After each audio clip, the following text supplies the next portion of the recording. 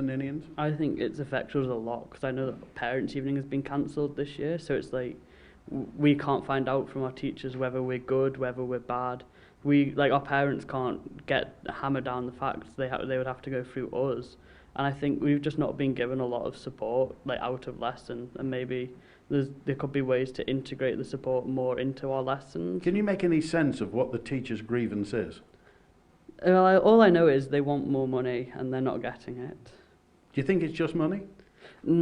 I think there's probably more to it than just money, but it's as if the money coming along as being like the catalyst to shoot off what they want to do. Tori? So I understand why the teachers are wanting to strike, but I don't think it's very fair that after we're trying to recover from a pandemic and lots of students have missed out on a lot of education, that they're not holding catch-ups at lunch because it's just making the students' ability to learn much harder than it already is. Okay, David? I would argue against that because this isn't a new thing. These strikes were happening before COVID was even a thing. This has been going on for almost a year now, I think. Well, you're in the middle of this. And yeah, of course. So we missed out on our GCSEs because of COVID, so we weren't majorly affected by the strikes in that way. But even I know when we're getting back from Christmas, we are getting given a week of study leave and then a week of mock exams. There's a rumour going around the teachers that I've been told that isn't just because they want us to have experience of exams, but because teachers want to go away for Christmas, and of course those teachers that are striking can't cover those lessons, so they're just trying to free up more teachers so that they can still teach the other years. Thomas?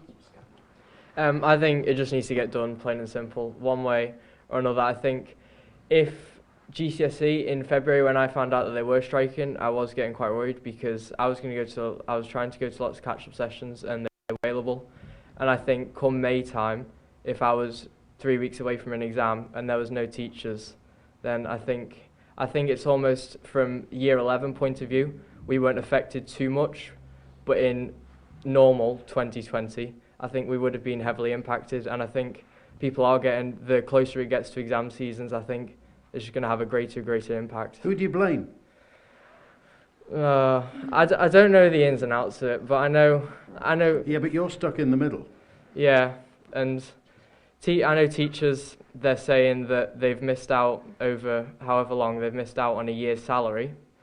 Whether that's true or not, I don't know. I only really hear one side of it. I don't go to the government and ask them. I only hear from the teachers. So, but one way or another, whether they come to some sort of an agreement, because clearly they both want two opposite of the spectrum. I think they just need to meet in the middle because they just need to get it done with. Because if it comes to May time, where we've already missed school, and it comes to exam season, I think it's just going to be catastrophic. Okay, Charlotte?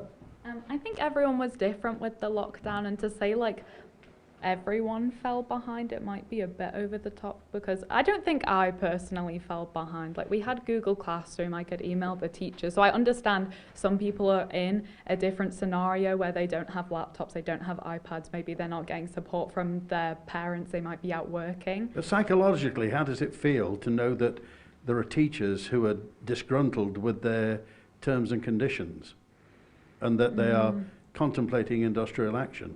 Yeah, I'm not entirely sure. I feel why people feel unsupported at the moment, but personally I feel like I could still go to my teachers and ask for help if I really wanted it. Okay, David? I would also just bring back to the point of everybody saying, oh, we're missing out on loads of learning, we are going to be worse off in our exams. We are sitting English exam boards or Scottish exam boards, and when you actually compare it to what they've missed because of COVID, we aren't that far behind. So that's not a valid argument to stop the strikes, in my opinion. Elliot?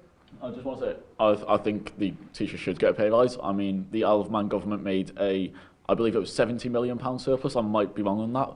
And if that's not, what are they going to do with that money?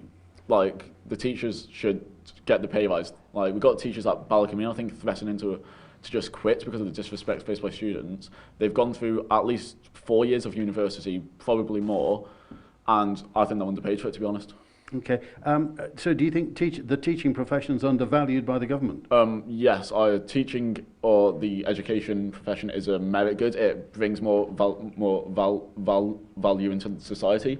So therefore, if they're underpaid, then teachers will just quit and then we'll be worse off completely. Luke? I think it would be beneficial for all parties just to postpone the strike, because at the end of the day, in this current situation where there are year 13s like myself who have the lockdown had a massive detrimental impact on my education personally and my A-levels, and I feel behind. And although I take the point that I'm probably not as behind as a lot of the students in the UK, it's still not very fair for some of the teachers to not provide the support for me to catch up.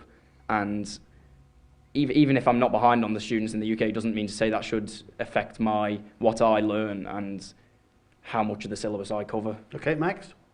I feel like the point that everyone's trying to highlight is the fact that it seems like teachers are neglecting their students, where that's the whole point of the strike, is to highlight how important they are to us. And after COVID, that was, Tory said it was the wrong time to do it, but I think it's the complete perfect time to do it, to highlight how much they actually matter to us and how vital they are and how little they're getting paid for. Lots of head teachers on the Isle of Man say it's really difficult to recruit teachers to come to the Isle of Man. The retiring head teacher of Ramsey Grammar School said they struggle to get 2 interviewees for every post, whereas years ago it was 5 or 6 or 7. And that's partly down to pay and conditions. Yeah, exactly. So you think we need to enhance pay and conditions for teachers to get teachers to the Isle of Man? They're very valued members of society, and they should be. And I feel like they're being seen as the evil opposition here when they're really not. Adam? I think it's interesting to note that last week they did actually put an offer out which one of the 3 striking unions accepted. It was the head teachers. It was the head teacher union. So that's great because it means that the top of the chain are back in the game. But I feel like the longer the other 2 unions are striking, the more the impact's going to get, and I believe it'll be like an exponential. As you go over time, it just gets worse and worse and worse. And I feel like by our time our exams come, if the other 2 unions haven't stopped striking, what point are we going to be in? Are they going to be able to provide after-school revision sessions? Are they going to be able to help us out of our lesson time? Are we going to be able to email them the day before our exam being like, help, I don't know what to do? That's what I want to know about. Robert, how do you feel about the teachers? Hasn't affected me massively. I think I was always someone who worked on their own. I didn't use many catch-up sessions, but especially when we're in 6th form, the impotence is on yourself to do the work, and I think you can still go for help off your teachers. So I don't year groups has a bigger impact, but I don't know for us if it has that much impact. Do you sympathise with the teachers or the unions who say that teachers aren't appreciated properly by the government? Yeah, completely. Because you see the work they do, and they're like probably the most important. Well, maybe bar doctors and the emergency services. They're up there as importance to society. And without them, it'd be crumble. Okay, Bethan, what's your view? Yeah, I would agree with a lot with what Robert said in terms of I do sympathise with the teachers. I think obviously you can see that a lot of people are facing disadvantages and not having the ability to speak to their teachers out of class time. But overall, the blame isn't on the teachers because they're just doing what they feel they need to do in order to get what they deserve. Okay, Robin, finally. I think the problem with the striking really is it's not as simple as just giving them a pay rise, because both my parents are teachers, and I haven't really asked too much about the strike, but from what I've heard, it's more complicated and they're not getting paid enough. I think it's to do with they're having problems with how the Department of Education's set up and things like that. So I don't know too much about it, but I think just giving a pay rise Did your parents seem content in their career? Yeah, I think they're happy with what they're doing, and they enjoy being teachers. I just think they, they view that the Department of Education isn't quite what it should be doing, and obviously they're not getting the pay rises that they should be. Would you ever contemplate being a teacher? I wouldn't, no. I mean, I thought about it a bit when I was younger, but I just think that it's not something I'd really like to be doing. We've been live today at St Ninian's High School with Luke and Elliot and Matthew and Charlotte and David and Robin, Thomas and Tori and Erin and Bethan and Robert and Adam and Max. I've learned all about street dance. I think I'll be taking up street dance. Thanks for being with us today. I want to thank Ben Hartley on the camera, to Harry Henthorne as well on the microphone, to Matty Cunningham, to Barry Redfern. I'm Andy Wint. Next week, the Man in Line is out and about. It's Ballacomine or it's QE2. I'm trying to remember which one. But anyway, we're at Ballacomine and QE2 in the next couple of weeks. And thanks once again to the students of St Ninian's High School.